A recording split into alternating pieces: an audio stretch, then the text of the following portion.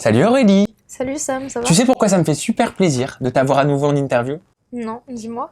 Alors tu dois t'en douter quand même parce que tu étais ma première invitée en toute intimité, c'était un 26 mars 2015, enfin je dis ça comme si je parlais de 1974, mais c'était simplement l'année dernière.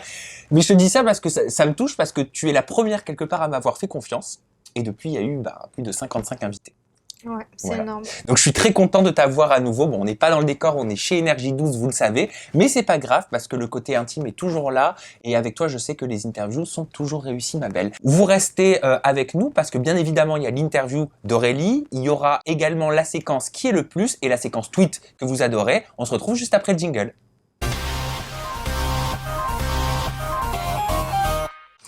Allez, je me permets quelques petites questions histoire de faire un point par rapport à ce que tu m'avais dit l'année dernière. Oui. On avait évoqué ta famille, notamment le fait que tu avais été élevé par ta grand-mère, que tu étais brouillé avec ta maman qui avait certaines addictions et que tu n'étais plus en contact avec ton papa. Donc depuis l'année dernière, depuis les Marseillais, je voulais savoir où en étais-tu. Est-ce que tu avais pu un petit peu plus voir ton père ou peut-être ta mère? Mon père, je ne l'ai toujours pas vu. Je pense que je le verrai jamais. Ouais. Ma mère, on essaie de se rapprocher, de faire des repas ensemble. Ah, quand même. Donc il y a Ouais. du nouveau à ce niveau-là. Il y a du nouveau. J'essaie de me rapprocher de ma mère. Qu'est-ce qui a été le déclencheur? Est-ce que c'est le fait de te voir peut-être dans les Marseillais? Est-ce qu'elle a découvert sa fille à travers la télévision? Mais peut-être qu'elle prend un peu plus de nouvelles, peut-être qu'elle me porte un peu plus d'intérêt qu'avant. Je sais pas si c'est la télé qui a fait quelque chose ou pas, mais en tout cas, ça fait plaisir. Là, on a mangé un couscous la semaine dernière avec mon Ouais. frère. Donc non, franchement, c'est bien. C'est important pour toi cet aspect familial, retrouver peut-être certaines valeurs que tu n'avais pas ou que tu as connues qu'au travers de ta grand-mère quand tu étais plus jeune? C'est très important pour moi, la famille avant tout. Je l'ai toujours dit, et c'est vrai que je m'étais dit, j'aurai ce côté familial quand j'aurai une famille, ma propre Mhm. famille, que j'aurai des enfants, etc. Et c'est vrai que ça fait du bien parce que je me dis au final, on se connaît pas réellement et on apprend à se connaître et mieux vaut tard que jamais. C'est important pour toi de développer ce côté familial? Tu le dis, enfin, tu es jeune pour l'instant, mais tu envisages de devenir maman, de fonder vraiment une famille, d'avoir ton cercle à toi, quoi, ton petit chez toi? On va dire que ça a toujours été la priorité surtout. Mhm. C'est pour ça que j'ai toujours été investie dans mes relations amoureuses. Ouais, Et je suis restée 3 ans et demi avec quelqu'un à qui je devais me marier. Enfin, tu le sais, on en avait ouais, déjà je me parlé. souviens, exactement. Et T'as vécu une séparation difficile. j'ai vécu une séparation difficile et c'est super important pour moi la famille. Voilà. Depuis, ça va mieux quand même? T'as fait les Marseillais, là t'es dans les Anges actuellement. Tu te sens mieux toi, personnellement, en tant que femme? Mais en fait, on va dire que le côté professionnel marche pas trop sur le côté familial. Pour moi, c'est deux mondes bien séparés. Ouais. Donc quand je suis dans le travail, je suis dans le travail. Après, quand je suis à la maison, je suis à la maison. T'arrives vraiment à faire la part des choses. Ouais. Et qu'est-ce qu'elle en Totalement. pense, ta mamie, de ton parcours? Parce que je sais que t'es très très proche de ta grand-mère. Mamie, elle est fière. Elle est fière. Vraiment, ça. Elle me dit, j'espère que tu vas réussir dans la musique avant que je meure. Quand elle me dit ça, je me dis, arrête Ça de te met la parler de pression. malheur. Et ouais, c'est vrai qu'elle m'a toujours soutenue, hein, je te l'avais dit. Mm. Voilà, aujourd'hui, elle me soutient encore. Après, il y a des choses qui la blessent quand elle Bien voit sûr. qu'on me tacle comme ça, alors que je suis la première à m'investir dans les projets pro de tout le monde. Elle est un peu déçue. Elle me dit après qu'on aime ou qu'on n'aime pas, on n'est pas obligé d'être si méchant et si violent. Qu'est-ce qu'elle pense justement de tout cet acharnement? C'est vrai que t'as pas été épargné non plus, hein. Tu n'avais pas été épargné dans les Marseillais, tu ne l'es pas non plus dans les Anges cette année. Tu t'attendais à cet accueil? En fait, je vais être très honnête, je m'y attendais. Parce que quand je suis rentrée, je me rappelle d'une chose, c'est que Neouda m'a dit, vu que t'étais la victime des Marseillais, tu vas être la victime ici. Donc c'est pour ça qu'à chaque fois qu'on se dispute, ils disent, ouais, la victime, la victime. Mais en fait, pour moi, je suis loin d'être une victime parce que j'ai fait quand même 2 aventures et je suis allée jusqu'au bout. Donc en fait, pour moi, ils s'attaquent, entre guillemets, au plus gros mental de la maison. Parce que je lâche jamais rien et j'abandonne jamais. Et jamais pour ma grand-mère, j'aurais abandonné. Les Marseillais t'avaient recontacté ou pas? Après, Oui, est-ce qu'ils t'ont sollicité pour faire... oui. après la revanche? Oui. Non, parce qu'en fait, j'ai écrit un pavé en fait, à la prod où j'ai dit que c'était scandaleux. Voilà, c'est... Tu voulais plus du tout tourner pour cette boîte de production? Non. Pour quelle raison? Parce que quand Kim elle m'a craché 2 fois dessus et Ouais. qu'on a failli en venir aux mains, ça continuait de filmer. Alors que dans Les Anges, quand il y a des dérapages, les caméramans de suite ils posent la caméra, ils interviennent. Là, c'est pas grave, c'est les candidats qui nous séparent. Enfin, je sais pas, j'adhère pas en fait. Donc tu savais pertinemment de toute façon que tu n'avais plus rien à faire avec les Marseillais. Oui, puis de toute façon, j'adhère pas forcément non plus Ouais. aux Marseillais. Voilà, on l'a vu, je pense qu'ils sont dans leur délire et je critique pas, mais je pense que je suis dans un autre délire. Et les anges, est-ce que c'est ton délire alors? Parce que c'est quand même différent, l'aventure est différente, l'approche est aussi différente. Mais on va dire que c'est quand même plus ce que j'aime. Après, je m'attendais à autre chose au niveau du soutien dans les projets pro. Je m'attendais vraiment à qu'on soit un peu une famille. Tu parles des candidats, bien sûr. Oui, je parle des candidats. Je m'attendais qu'on soit peut-être un peu plus une famille. À la fin, franchement, je m'entendais vraiment bien avec tout le monde. Mais c'est vrai que j'aurais bien aimé qu'on soit comme ça dès le début. Voilà. Ça t'a manqué? Ce qui a été le plus difficile pour moi, c'est de voir que j'avais zéro soutien au point de vue professionnel. Ouais. Parce que moi, je me suis toujours investie pour les autres, dans leurs projets. Vraiment. J'ai toujours été là, c'est bien, vas-y, que la personne m'aime ou m'aime pas. Oui, au contraire, t'as été moqué, notamment par Néouda et par Sarah. Ça t'a touché parce que ça faisait référence à ton côté professionnel? Ça m'a touchée parce que pour moi, justement, il faut faire la part des choses. Et moi, dans le travail, je suis très carrée. Et je démonte pas les gens parce que justement, je sais ce que ça fait de vivre un rêve et je suis la première à vouloir vivre un rêve. Et c'est vrai que c'est beau de voir les gens rêver en fait et de réaliser leurs rêves avec eux. On est quand même à Hawaï, on est dans un cadre idyllique, j'ai envie de dire. On a la chance de rencontrer des professionnels, que ce soit dans la musique, dans la photo, dans plein de choses. Je trouve ça un peu immature de démonter quelqu'un comme ça, par exemple dans la séance de studio. Voilà, La séance d'enregistrement. On va en reparler, Je te propose, allez, on va commencer, là on a fait une petite overview de ce que va être cette interview.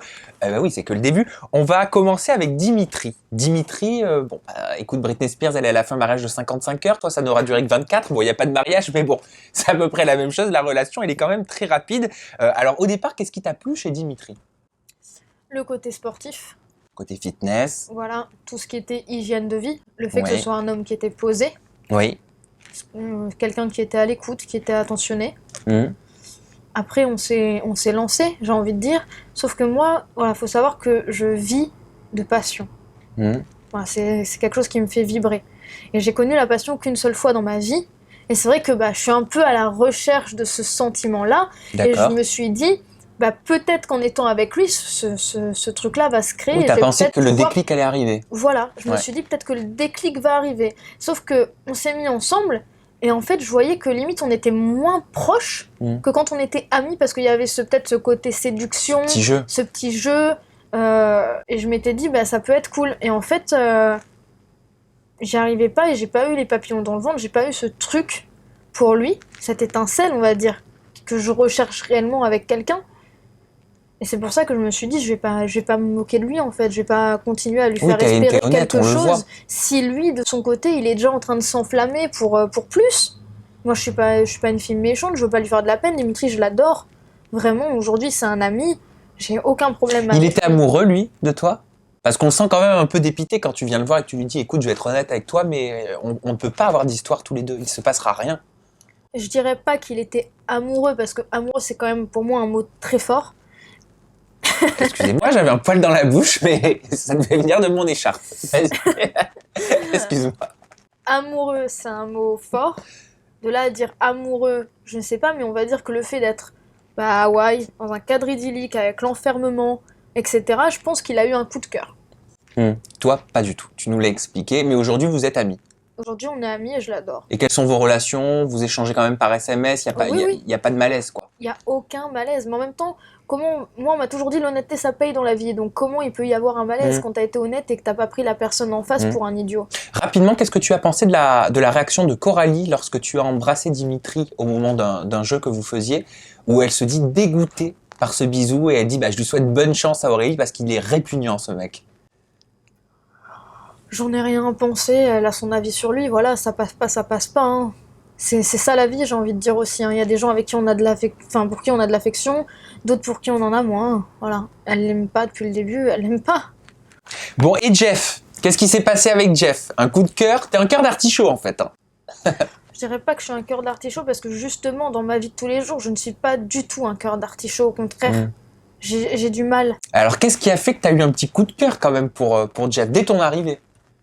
Il t'a plu? Le fait déjà que ce soit un homme. Parce que Oui. moi, j'ai été qu'en couple avec des hommes beaucoup plus âgés que moi. Ouais. Voilà, parce que je recherche aussi peut-être le côté papa que j'ai pas eu, Peut-être, etc., inconsciemment. Inconsciemment. Le fait qu'il soit posé, le fait qu'il aime la musique comme moi. Et ça, c'est quelque chose qui me touche beaucoup. Et physiquement, il y avait une attirance? T'avais un attrait pour lui? Non, c'était pas son physique qui m'a plu. Encore une fois, comme je dis, moi, je m'attache aux personnalités. Je ne m'attache pas, en fait, à un physique ou un corps. Ça m'intéresse pas. Oui. Voilà, je suis pas quelqu'un qui vibre pour un physique. Maintenant, je le trouvais sympa au début. Je trouvais que c'était quelqu'un qui gagnait à être connu. Puis je suis vite redescendue, voilà. Et aujourd'hui, qu'est-ce que tu penses de lui? Parce que c'est quand même fort ce qu'il a dit sur toi. Tu as entendu, tu as vu ce qu'il a dit dans le Mad. Je n'arrive pas à prononcer le nom de cette émission. Tu as vu ce qu'il a dit dans le Mad Mag. Jamais il ne se mettra avec toi, même pour une grosse somme d'argent. Tu t'es senti humilié? Pas du tout. Ça ne m'intéresse pas. Oui. Pourquoi est-ce que tu ris? Je rigole parce que ce qu'il a dit, ça m'a plutôt fait rire qu'autre chose. Parce que moi, les noix de coco, comme Jeff, je les laisse à Hawaï sur leur île déserte en fait. C'est très simple. Donc voilà. Non, ça m'a fait rire. Écoute, c'est pas grave. Mais ça touche quand même quand on parle de soi. Ou alors vraiment, enfin pas avoir un cœur de pierre. Excuse-moi, je me permets pas, Aurélie. Mais quand même, on a des sentiments, on a des émotions en tant qu'être humain. Ça fait mal à ma grand-mère plus Oui. qu'à moi. Toi, ça t'atteint vraiment m'atteint pas. en fait. Vraiment, avec les Marseillais, j'ai appris à prendre sur moi et à prendre du recul. Voilà, maintenant, je suis désolée, mais en fait, il ne m'intéresse pas. Ce qu'il dit, ça ne m'intéresse pas. Il parle de buzz pour lui. Enfin, pour moi, personnellement, c'est lui qui essaye d'en faire, justement, en me taclant de la sorte. Tu penses qu'il veut faire du buzz à travers toi? Mais je suis désolée, mais moi, si quelqu'un me dégoûte, et si quelqu'un me donne envie de vomir, je vais pas faire une émission où limite je parle que de la personne. Voilà. Ouais. Et je suis déçue parce qu'en fait, avec l'émission qu'il a fait comme Koh-Lanta, Oui. etc., je pensais que c'était quelqu'un qui avait vachement de self-control. Et c'est ça aussi qui m'a déplu dans Les Anges, c'est que je pensais vraiment qu'il avait ce côté très mature. Et c'est vrai que quand je vois des choses comme ça, je me dis, franchement, il y a un moment donné où même si t'es quelqu'un d'impulsif, etc., quelqu'un d'authentique comme il le revendique, etc., t'en arrives pas à de la méchanceté comme ça. Parce que que tu sois dans un tournage et que tes émotions soient un peu mélangées, que tu saches plus trop, parce que c'est vrai que c'est déstabilisant d'un point de vue émotif, mais que tu sois quand même à froid, on va dire, à un mois presque rentré d'Hawaï. Tu le sentais, toi, que tu le dégoûtais quand t'étais en tournage à Hawaï? En fait, au début, ça s'est bien passé, et après, ça s'est mal passé entre nous. Vous comprendrez pourquoi plus tard, mais je pense que déjà le fait que je sois en couple avec Andréane, en fait, c'est ça lui a... Ah, parce qu'Andréane lui plaît. Ça va clasher dans les épisodes à venir? Oui. Vous allez vraiment vous disputer? Oui. Oui, je vais pas mentir. Non, mais j'aime bien le très sérieux, puis tout d'un coup, elle se met à rigoler. Ça, c'est typique Mais du ça va être Gémeaux. violent. Ça, c'est typique du Gémeaux, faut le savoir. Les gens qui rient, les gens qui pleurent. Ça va être violent comme dispute. Ah oui. Allez, donne-nous 2-3 petites parcelles de ce qui va se passer, histoire de nous mettre l'eau à la bouche quand même. Ben, en fait, le problème Non pas qu'on adore les scandales, mais un petit peu quand même. légèrement, léger pour le goût. Non, en fait, ce qui se passe, c'est que il y avait des choses que je comprenais pas dans sa relation avec Andréane. Ouais. Et Andréane, je comprenais pas non plus, comme vous avez pu le voir. Elle disait que Jeff le dégoûtait et j'ai pas compris en fait à un moment donné pourquoi il y a eu un rapprochement. Et en fait, j'en ai parlé. Et j'ai dit en fait à plusieurs personnes dans la maison que je comprenais pas. Et ça leur est revenu aux oreilles et ça a fait un scandale. Et toi, il te dégoûte maintenant? Je m'abaisse pas à ça. Vraiment, moi je suis pas une fille mauvaise. Je suis pas une fille méchante. Pour moi, Jeff il fait sa vie, je fais la mienne. Voilà, moi je vais pas parler de lui, je m'en fiche. Alors on va parler de Nicolas, comme ça on met Jeff de côté. Voilà. Nicolas, il y a eu aussi un petit rapprochement, décidément, mon Dieu. Mais en fait, pour moi, il n'y a pas eu de rapprochement avec Nico. Bah, ça a été montré, on vous voit quand même dans le jacuzzi, on voit que Nicolas... On apprend à faire connaître. Non mais on voit que Nicolas... Moi je fais pas connaissance comme ça. Hein. Mais en même temps, Excusez-moi. on n'a pas tous un jacuzzi chez soi. J'ai envie. Non mais on voit quand même, voilà, il te dit voilà, t'es mignonne, tu me plais, il le dit clairement en plus au confessionnal. Pourquoi il s'est rien passé pour l'instant? Nico, c'est un bon mec, il est drôle, etc. Mais j'adhère pas en fait, j'ai pas de feeling plus que ça avec lui. T'as pas le feeling du tout avec Nicolas? Non, c'est pas un garçon laid, loin de là. C'est quelqu'un de gentil, de drôle. Mais déjà, il est trop jeune pour moi. Et peut-être un peu trop coureur aussi. Mais ça, j'en sais rien. Moi, je juge pas les gens là-dessus, en fait. Voilà. Pour moi, il est pas coureur. Il a essayé avec certaines personnes. Ça l'a fait, ça l'a pas fait.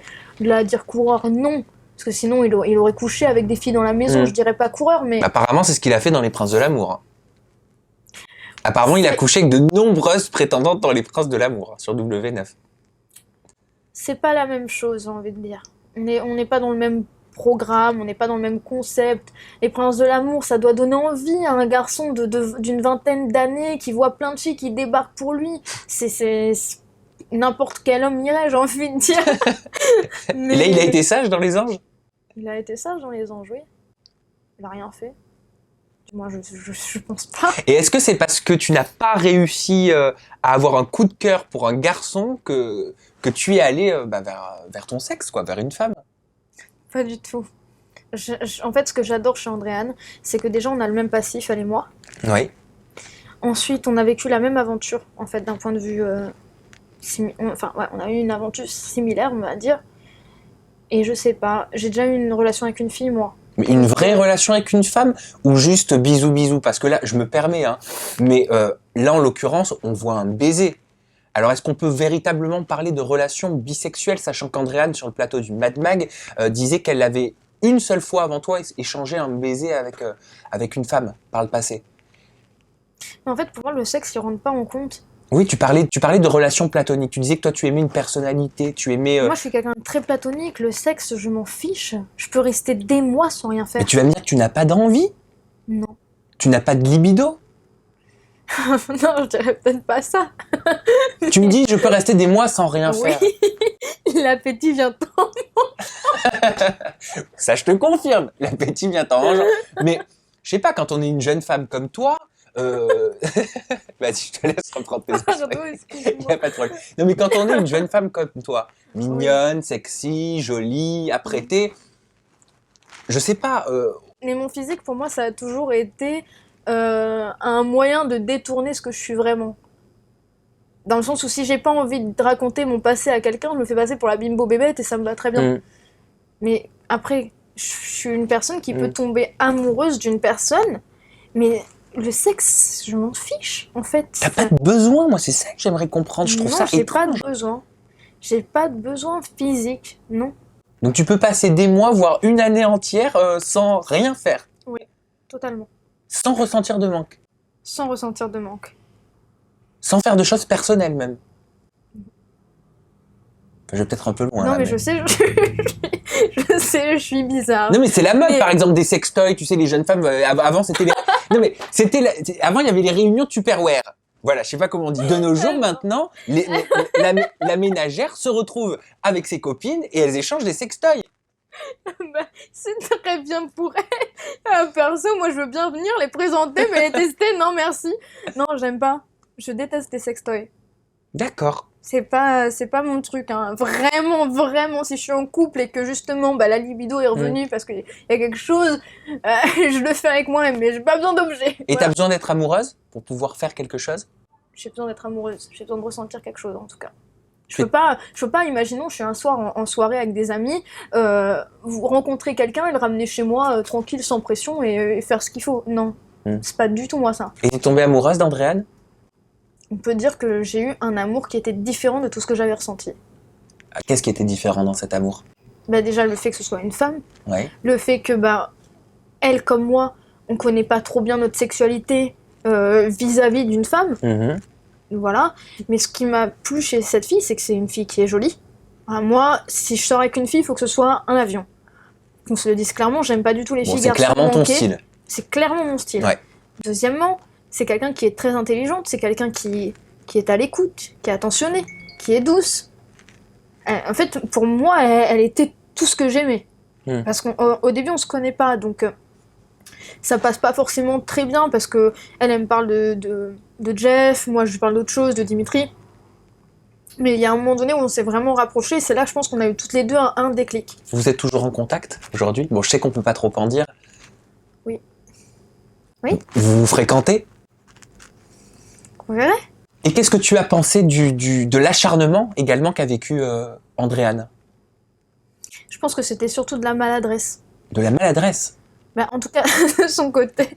Ah, de son côté, d'accord. Bah oui, parce qu'en fait, elle se fait retrouver en fait, pendant le Skype aux toilettes, etc. Enfin, Mais est-ce que c'était justifié de là à lui faire subir ce qu'elle a non, subi? mais je pense qu'en fait, ça lui a desservi, cette maladresse-là lui a desservi, parce que les autres l'ont pris pour une attaque personnelle, alors que pas du tout, c'était du hasard pur et dur.